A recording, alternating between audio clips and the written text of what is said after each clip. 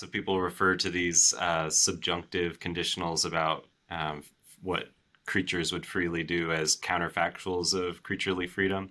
And Molinism says, at least typical Molinists will say, not only does God have this kind of middle knowledge of these counterfactuals of creaturely freedom, but it's a very handy thing for him to have. It's providentially useful, say. Yes. So could you say a little bit about how middle knowledge is supposed to be sort of providentially useful on the Molinist view? The reason that having this middle knowledge is so useful is that it makes the divine decree reckon with human freedom. He knows how creatures would freely choose. And so he's not just blindly creating a world and then, surprise, surprise, he sees what that world is and what's going to happen. Rather, he knows what the world will be like because he knew that if he were to create these creatures in these circumstances, they would freely choose to do such and such.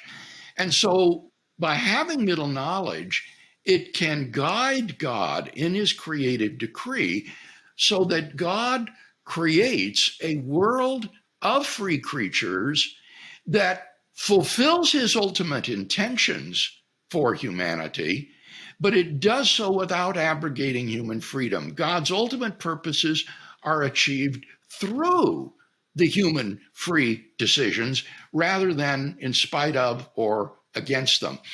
And in general, it is admitted that apart from a doctrine of middle knowledge, it is impossible to give an account of divine providence that affirms both divine sovereignty and human libertarian freedom. Those who deny one or the other wind up either annihilating human freedom or else denying God's sovereignty. So even the opponents of middle knowledge admit that it is indeed essential to a robust doctrine of divine providence.